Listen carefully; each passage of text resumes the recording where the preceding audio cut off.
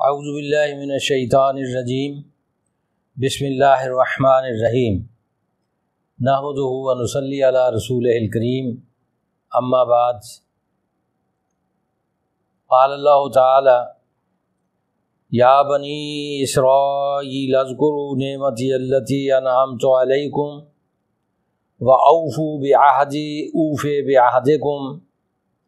وإیایا فارہبون وآمنوا بما انزلت مصدقا لما معکم ولا تکونوا اول کافر بہ ولا تشتروا بآیاتی ثمنا قلیلا وإیایا فاتقون ولا تلبسوا الحق بالباطل وتکتموا الحق وانتم تعلمون واقیموا الصلاة وآتوا الزکاة وارکعوا مع الراکعین۔ حضرات محترم، آج کا درس قرآن سورۃ البقرہ کی آیات 40 تا 43 پر مبنی ہے۔ یہاں سے بنی اسرائیل کو خطاب شروع ہوتا ہے اور پہلے پارے کے آخر تک انہی سے خطاب جاری رہتا ہے۔ بنی اسرائیل حضرت ابراہیم علیہ السلام کے دوسرے بیٹے حضرت اسحاق علیہ السلام کے بیٹے جو حضرت ابراہیم علیہ السلام کے پوتے ہیں حضرت یعقوب علیہ السلام، ان کے ساتھ نسبت ہے ان کی، کیونکہ حضرت یعقوب علیہ السلام کا لقب تھا اسرائیل، جس کا معنی عبداللہ کے ہیں، اللہ کا بندہ۔ بنی اسرائیل سے مراد ہوگی حضرت یعقوب علیہ السلام کی اولاد۔ تو اللہ تعالیٰ نے ان میں مسلسل انبیاء کرام علیہم السلام مبعوث فرمائے۔ حضرت یوسف علیہ السلام براہ راست حضرت یعقوب علیہ السلام کے بیٹے تھے۔ ان کے بعد نمایاں ترین نبی جو ہیں وہ حضرت موسیٰ علیہ السلام ہیں، پھر حضرت زکریہ علیہ السلام، پھر حضرت عیسیٰ علیہ السلام۔ تو حضرت عیسیٰ علیہ السلام آخری نبی ہیں جو بنی اسرائیل میں سے ہوئے، اور ہر آنے والا نبی اپنے بعد میں ایک آنے والے کی خوشخبری دے کر رخصت ہوا۔ اور عہد نبوی میں بنی اسرائیل جو اس دور میں یہود کہلواتے تھے، اور قرآن مجید نے بھی انہیں یہود کے لقب سے یاد کیا ہے، اور یہ مدینہ منورہ اور خیبر اور گرد و پیش میں آباد تھے، نہایت با اثر تھے، اور تجارت، کہانت یعنی معاشرے کا مال اور معاشرے کی مذہبی قیادت کا منصب وہ ان کے پاس تھا۔ تو اس اعتبار سے ان کا بھی بڑا اثر و رسوخ تھا معاشرے کے اندر۔ تو یہ دوسرے مخاطب ہیں بنی اسرائیل قرآن مجید کے۔ پہلے مخاطب ہیں حضرت ابراہیم کے بیٹے حضرت اسماعیل علیہ السلام سے جو اولاد ہے، جو مکے اور عرب میں پھیلی ہوئی تھی، اور مرکز ان کا مکہ اور خانہ کعبہ تھا، اور خانہ کعبہ کی طرف سب رجوع کرتے تھے اور اس کا حج کرتے تھے، اور یہاں پہ رکھے ہوئے بتوں کو پوجتے تھے اور ان کی عبادت کرتے تھے۔ یہ پہلے مخاطب تھے۔ دوسرا مخاطب جو ہے وہ یہود ہیں۔ اب یہاں ان سے خطاب کر کے انہیں نصیحت کی گئی ہے یا دعوت دی گئی ہے، اور دعوت اسلام کہہ لیں آپ، اسلام کی دعوت دی ہے۔ اب ہم لوگ جب قرآن مجید پڑھتے ہیں اور ان کا ذکر آتا ہے تو عام تفسیروں کے اندر بھی اور واعظین کے ہاں بھی تو خاصا ان پہ غصہ کرتے ہیں، یہود پہ، اور یہود کا نام ہی بجائے خود ایک ہمارے لیے غصے کا باعث ہے کیونکہ اسرائیل نے فلسطین پہ قبضہ کر کے اور وہاں کے اصل رہنے والوں کو نکال کے اور ان پہ ستم ڈھا کے جی مسلمانوں سے انہوں نے کوئی نیک خواہشات نہیں رکھی لیں جی، دعائیں نہیں لیں، بلکہ ایک نفرت اور غصہ اور ان کی تباہی اور ہلاکت کی خواہش اور دعا، یعنی یہ سارے عالم اسلام میں آج بھی ان کے بارے میں پائی جاتی ہے۔ لیکن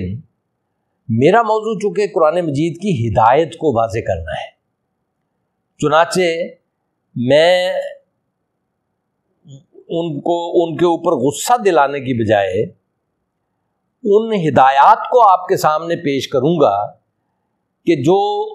بنی اسرائیل سے مخاطب کر کے اللہ تعالیٰ نے ان کی اصلاح کے لیے ارشاد فرمائی۔ تو اب چونکہ رسول اللہ صلی اللہ علیہ وسلم کے فرمان کے مطابق ہمیں انہوں نے یہ ہمارے بارے میں پیش گوئی کی، اور یہ پیش گوئی تاریخی عمل پر مبنی ہے۔ ہر پیغمبر کی امت ایک ہی طرح سے گمراہ ہوئی ہے اور ایک ہی طرح سے راہ ہدایت پہ آئی ہے۔ تو حضور صلی اللہ علیہ وسلم نے مسلمانوں کے بارے میں فرمایا تھا کہ تم بھی ان کے قدم بقدم چلو گے،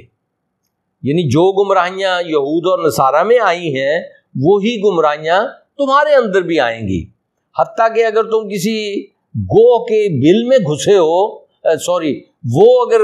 گوہ کی بل میں گھسے ہیں تو تم بھی وہیں پہ گھسو گے، اس حد تک گویا مطابقت ہوگی۔ تو اب جو ہدایات قرآن مجید نے بنی اسرائیل کو عہد نبوی میں دیں، اس کے مخاطب آج کے دور میں ہم مسلمان ہیں۔ بجائے اس کے غصہ ان پر نکالیں، ہمیں دیکھنا ہے کہ یہ خامیاں کہیں ہمارے اندر تو نہیں آ گئی۔ اگر آ گئی ہیں تو پھر گویا قرآن ہمیں کہتا ہے کہ بھی ٹھیک ہو جاؤ، قرآن مجید کی ہدایت کے تابع بن جاؤ، اپنے اندر سے وہ خامیاں وہ خرابیاں نکال پھینکو جو عہد نبوی میں یہود کے اندر تھیں یا نصارہ کے اندر تھیں۔ اب اس تمہید کے بعد میں آیات کا ترجمہ کرتا ہوں جن کو آپ کے سامنے تلاوت کیا ہے۔ یا بنی اسرائیل، اے بنی اسرائیل، یہ عہد نبوی کے بنی اسرائیل ہیں جنہیں یہود بھی کہا جاتا ہے، یعنی یہود کہہ لیں، اور قرآن مجید کبھی یہ بھی کہتا ہے کہ وہ لوگ جو یہودی بن گئے ہیں، یعنی وہ بنیادی طور پہ مسلم ہی تھے۔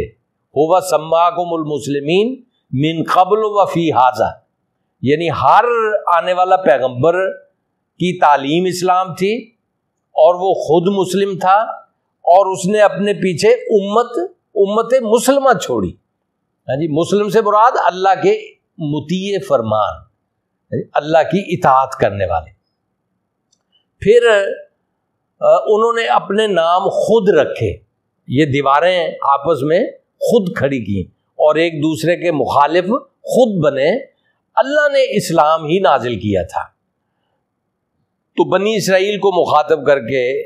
اسلام اللہ تعالیٰ فرماتا ہے اذکروا نعمتی، یاد کرو میرے انعام کو، التی انعمت علیکم، وہ انعام جو میں نے تم پر کیا، وَأَوْفُوا بِعَہْدِی، اور پورا کرو وہ وعدہ جو تم نے میرے ساتھ کیا، اوفے بعہدکم،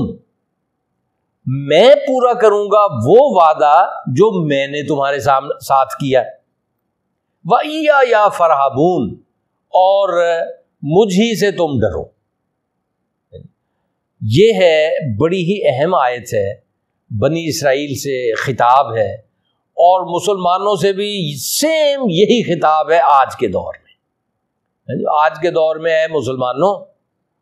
نمبر ایک تو اللہ کی اس نعمت کو یاد کرو جو اللہ نے تم پر کی، اللہ کے انعام کو یاد کرو۔ اللہ کا انعام کیا ہے؟ ایک قرآن مجید ہے، دوسرے محمد مصطفیٰ صلی اللہ علیہ وسلم ہیں، اور تیسرے ان کے ساتھی جنہیں صحابہ کرام کہتے ہیں، اور ان کی جد و جہد کے نتیجے میں اللہ نے مسلم امت کو ساری دنیا کے مقابلے میں جو عزت عطا فرمائی، جو سرفرازی بخشی، جس رہنمائی کے منصب پر امت کو فائز کیا اور اسے خیر امت بنایا، یہ وہ انعام ہے۔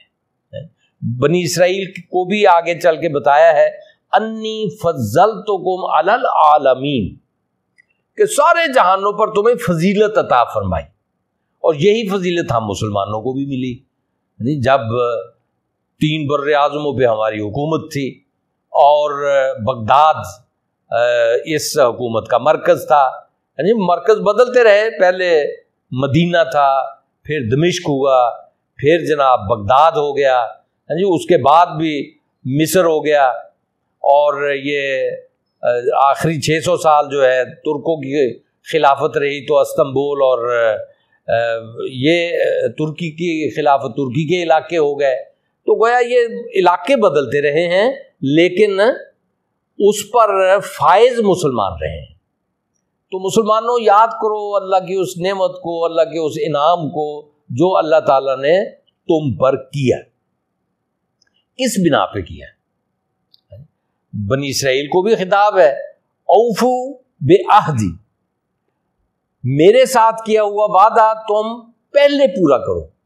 اوفے بعہدکم،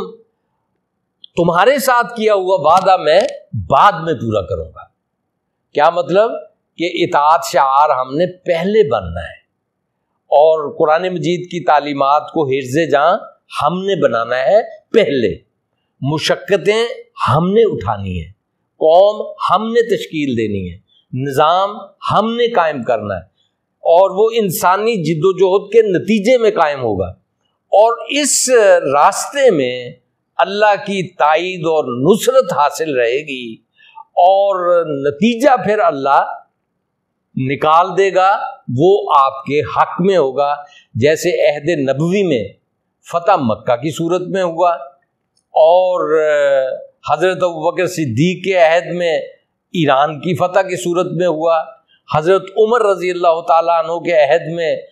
فلسطین کی فتح کی صورت میں ہوا، حضرت عثمان رضی اللہ تعالیٰ عنہ کے عہد میں باقی جہان کی فتح کی صورت میں ہوا۔ تو یہ نتیجہ ہے انسانی جد و جہد کا۔ لیکن اگر آپ بیٹھ گئے، آپ کو یاد ہی نہیں ہے کہ ہم نے اللہ سے کوئی عہد کیا ہوا ہے، انسانیت کو انسانوں کی غلامی سے نجات دلانی ہے، عام انسان کو سربلند کرنا ہے، ان کی سرفرازی کا سامان کرنا ہے، غریبوں کو غربت سے نکالنا ہے، اور پست حالوں کو پستیوں سے نکالنا ہے، اور ہر ایک کو کی نشو و نما کا سامان مہیا کرنا ہے، اور خیر امت بن کے دکھانا ہے۔ تو جب آپ خیر امت بن جائیں گے تو اللہ تعالیٰ کی خیریں بھی پھر آپ کے ساتھ شامل حال ہو جائیں گی۔ تو اللہ سے کیا ہوا وعدہ پہلے پورا کرو، اور اللہ تم سے کیا ہوا وعدہ بعد میں پورا کرے گا۔ اب ہم جو بیٹھ کے محض دعائیں کرتے رہتے ہیں، اور اللہ کے ساتھ کیا ہوا وعدہ یاد ہے، اور بلکہ اس کی خلاف ورزی بھی کر رہے ہیں، اور جد و جہد پہ بھی آمادہ نہیں ہیں، مشقت اٹھانے پہ بھی آمادہ نہیں ہیں، مفادات کو ترک کرنے پہ آمادہ نہیں ہیں،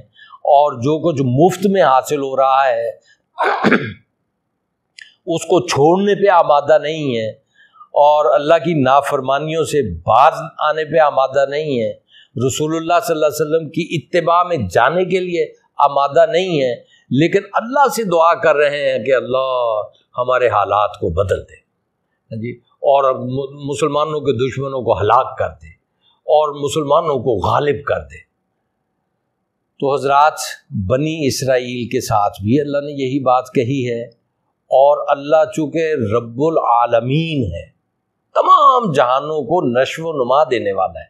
اس کی نشو و نما دینے کے قواعد مقرر ہیں، جو ان قواعد پر عمل کرے گا وہ نتیجہ پالے گا، اور جو عمل نہیں کرے گا وہ نتیجہ نہیں پا سکے گا، چاہے کتنی غلط فہمیوں میں پڑا رہے جی، راتوں کو اٹھ اٹھ کے روئے، لیکن اللہ کے قانون کے ساتھ سازگاری پیدا نہ کرے تو اس کے اس رونے کا بھی کوئی فائدہ نہیں ہوگا۔ تو ایک بات تو یہ فرمائی کہ وعدہ پورا کرو اللہ کے ساتھ کیا ہوا، اور پھر وعدہ جو ہے پھر اللہ تعالیٰ وہ انجام آپ کو دکھائے گا۔ اگلی بات یہ فرمائی وَآمِنُوا بِمَا أَنزَلْتُ مُصَدِّقًا لِمَا مَعَكُمْ، وَآمِنُوا اور ایمان لاؤ، بما انزلت جو کچھ میں نے نازل کیا ہے، مصدقا لما معکم تصدیق کرنے والا ہے جو تمہارے پاس ہے۔ یعنی اللہ نے قرآن نازل فرمایا تو قرآن اپنے سے پہلی کتابوں کی تردید کرتا ہوا نازل نہیں ہوا، بلکہ ان کی تصدیق کرتا ہوا نازل ہوا کہ اللہ ہی کا کلام ہے۔ اللہ نے پیغمبر بھیجے ہیں جن کو تم مانتے تھے، ہم بھی ان کو مانتے ہیں، وہ پیغمبر تھے، اس کے اندر جو تعلیم ہے توحید کی تعلیم ہے، آخرت کی تعلیم ہے، رسالت کی تعلیم ہے، اعلیٰ اخلاق کی تعلیم ہے، حقوق کی ادائیگی کی تعلیم ہے، بندہ رب بن کر رہنے کی تعلیم ہے، یہ اللہ کی تعلیم ہے، ہم اس پر ایمان رکھتے ہیں اور یہ قرآن اس کی تصدیق کرتا ہے، تو الگ سے نہیں آیا۔ اور اب چونکہ کسی پیغمبر نے نہیں آنا، رسول رسالت ختم ہوگی، نبوت رسول اللہ صلی اللہ علیہ وسلم نے مہر لگا دی اس پہ، اور اب قرآن کو اللہ نے محفوظ کر دیا۔ پہلے جو ملاوٹ ہو جاتی تھی نا، اب ملاوٹ نہیں ہے، قرآن کو اللہ نے محفوظ کر دیا۔ اب مسلمانوں نے قرآن بیسڈ دعوت کو لے کر نکلنا ہے، پہلے تو قرآن کو سمجھنا ہے، قرآن کی دعوت کو سمجھنا ہے، اور پھر اپنے اندر وہ گرمی اور حرارت پیدا کرنی ہے اور قوت عمل کو بڑھانا ہے اور اس دعوت کو پھیلانا ہے۔ تو قرآن مجید ان کو کہتا ہے کہ بھئی اس قرآن پر ایمان لے آؤ، یہ وہی تعلیم ہے کہ جو حضرت موسیٰ علیہ السلام نے دی، حضرت عیسیٰ علیہ السلام نے دی، اور جن کو تم پڑھتے بھی ہو اور لوگوں کو تلقین بھی کرتے ہو، یہ وہی تعلیم ہے۔ وَلَا تَكُونُوا أَوَّلَ كَافِرٍ بِهِ، تو اس کے انکار کرنے والوں میں سے پہلے کافر نہ بنو۔ وہ دوسرے لوگ انکار کریں تو کریں، لیکن تمہارے پاس تو یہ نعمت موجود ہے، تم اسے جانتے ہو اور تم اسے پڑھتے اور پڑھاتے ہو، تم نبی کے مقام سے واقف ہو، رسولوں کو جانتے ہو اور مانتے ہو، اور یہ رسول جو آئے ہیں وہی پیغام لائے ہیں، تو اول کافر نہ بنو بلکہ دوسروں کو کفر کرنے دو، تم تو ایمان لے آؤ، تمہارا کفر کرنا بنتا نہیں ہے۔ وَلَا تَشْتَرُوا بِآيَاتِ ثَمَنًا قَلِيلًا، تو انہوں نے کیا کیا ہوا تھا، اپنی کتاب جو کچھ علم انہیں حاصل تھا، یہ مذہبی طبقہ، نمبر ایک تو اس کے تعویذ گنڈے کر کے دولت کما رہے تھے، آیتیں لکھ لکھ کر گھول کے پی لو بھائی، گلے میں پہن لو اور بازو پہ باندھ لو یا دیوار پہ لٹکا دو، یا فال گیری، فالے نکالتے تھے، یا جناب غیب کی خبریں دیتے تھے، کہانت کرتے تھے، تو اس طرح سے اس کو کمائی کا ذریعہ بنایا ہوا تھا، کتاب اللہ کو کمائی کا ذریعہ بنایا ہوا تھا، نمبر ایک۔ نمبر دو، اس کے مضامین کو اس طرح سے بدلا ہوا تھا کہ عوام پر جو لوگ جو طاقتور بالادست ہیں ان کی بالادستی کو سہارا دینا اور عوام کو ان کی حالت پہ مطمئن رکھنا کہ تم یہیں پڑے ہوئے ٹھیک ہو، اور ان کو اللہ تعالیٰ نے یہ منصب دیا ہے، لہٰذا یہ یہاں پہ ٹھیک ہیں، تم ان کی طرف نہ دیکھو، اور یہ تم پہ مہربانی کر دیں تو شکر ادا کرو، اگر نہیں کریں گے تو پھر صبر کرو، یہی تمہارا امتحان ہے، یعنی تمہاری پستی تمہارا امتحان ہے اور ان کی بلندی ان کا امتحان ہے۔ تو ان کی بلندی یہ امتحان نہیں ہے کہ پستوں کو بلند کرنا ہے۔ اللہ نے اگر کسی کو دولت دی ہے، کسی کو دولت مند گھر میں پیدا کر دیا ہے، تو اسے شکر گزار ہونا چاہیے کہ وہ ان مصائب میں سے اسے گزرنا نہیں پڑا، جیسا کہ غریب آدمی، غریب بچہ، وہ کتنی رکاوٹیں عبور کرتے ہوئے کسی اونچی منزل پہ پہنچتا ہے۔ اس کا شکر یہ ہے کہ وہ جو وقت بھی بچا ہے، وسائل بھی بچے ہیں، ذہنی قابلیتیں بھی وہ زیادہ آگے بڑھ گیا ہے، تو اس کو گرے پڑے اور پیچھے رہ جانے والے اور پست حال لوگوں کو اوپر اٹھانے کے لیے کام میں لائے ہیں جی۔ لیکن دور بگاڑ میں ایسا نہیں ہوتا۔ دور بگاڑ میں ایسا ہوتا ہے کہ کوئی کسی کو نہیں پوچھتا،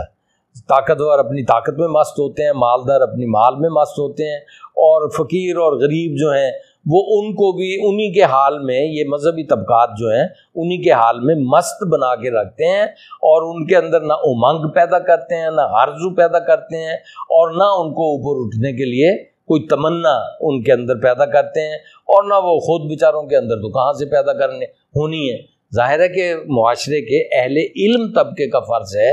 کہ وہ عوام کے اندر اوپر اٹھنے کے لیے ان کے اندر طلب پیدا کریں، تڑپ پیدا کریں۔ ایک تو فطری طور پہ موجود ہوتی ہے، لیکن اگر تو حالات سازگار ہیں تو وہ نکل جاتے ہیں، اگر حالات سازگار نہیں ہیں جو کہ بالائی طبقے کے پیدا کردہ ہوتے ہیں تو پھر وہ کیسے آگے نکلیں گے؟ کوئی بہت ہی انتہا درجے کا اعلیٰ صلاحیت رکھنے والا ہو وہ تو آگے نکل جاتا ہے، پھر وہ آگے نکل کے اسی طبقے میں مدغم ہو جاتا ہے۔ تو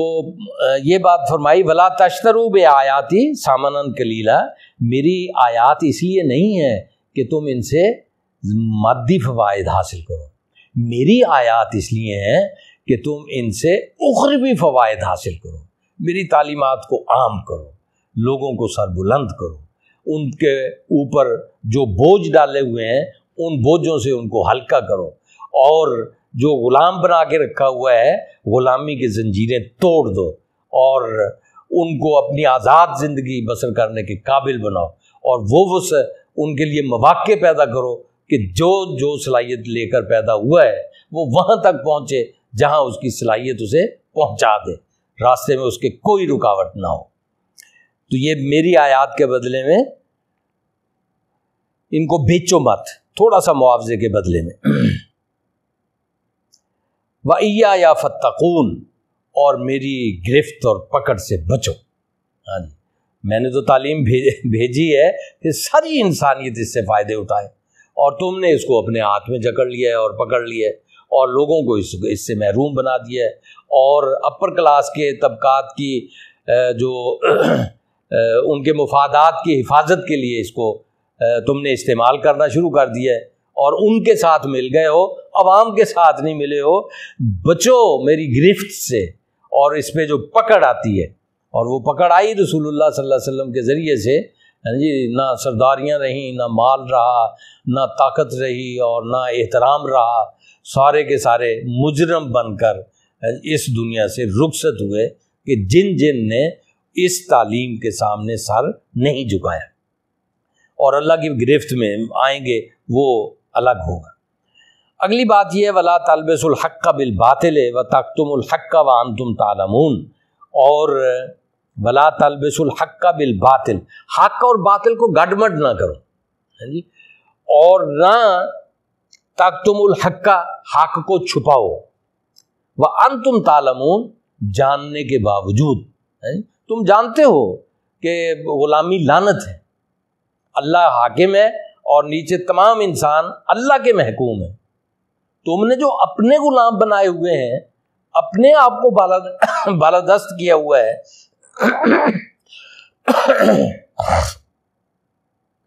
تو اپنی بالادستی قائم کر رکھی ہے، یا اپنا طبقے کو عوام پہ مسلط کیا ہوا ہے، تو یہ تو اسلام نہیں ہے، یہ اللہ کی تعلیم نہیں ہے، اور یہ عوام کے لیے گوارا اور پسندیدہ بھی نہیں ہے، کیونکہ حضرت عمر رضی اللہ تعالیٰ عنہ کا وہ قول یاد کریں کہ ماؤں کو بچوں نے آزاد پیدا کیا ہے،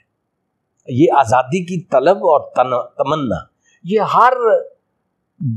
پست سے پست انسان کے دل میں بھی موجزن ہوتی ہے، کیونکہ یہ ایک فطری چیز ہے جی۔ وہ بیچارہ اس کا اظہار نہ کر سکے، وہ اس کو پا نہ سکے، وہ اس کے لیے جد و جہد نہ کر سکے، یہ الگ بات ہے، لیکن خواہش اس کی ہوتی ہے کہ میں بھی آزاد ہوں، میری بھی کوئی زندگی ہے، اس کو میں گزاروں۔ تو یہ جو حق اور باطل کو گھٹمٹ کر کے، یعنی اپنے طبقے کی بالادستی قائم کر کے قائم کرنے کے لیے وہ الفاظ کا سہارا لیتے ہیں. ہمارے اندر بھی یہ ساری چیزیں جو کہ بہت ساری آئی ہوئی ہیں.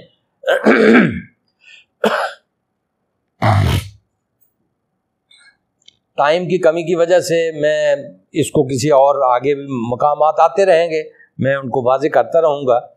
لیکن یہاں پہ بس اتنا ہی سمجھ لیں کہ حق و باطل کو گڈمڈ کرنا کہ حق بھی ہے اور ساتھ تھوڑا باطل بھی ملا دیا اور اپنے مقاصد حاصل کر لیے اور تاثر یہ دیا کہ ہم حق کے علم بردار ہیں. ہاں جی، حق کا جھنڈا ہمارے پاس ہے، لیکن بیچ میں جو باطل ملا کے ہاں جی عوام کی پستی کا سامان کیا ہوا ہے، غلامی کا سامان کیا ہوا ہے، یہ بات قرآن مجید کے لیے کو گوارا نہیں ہے. اس لیے ان سے فرمایا کہ بھی یہ خامی تمہارے اندر آ گئی ہے، اس کو اپنے سے دور کرو اور قرآن مجید کی تعلیم پہ آ جاؤ. وآخر دعوانا ان الحمد للہ رب العالمین.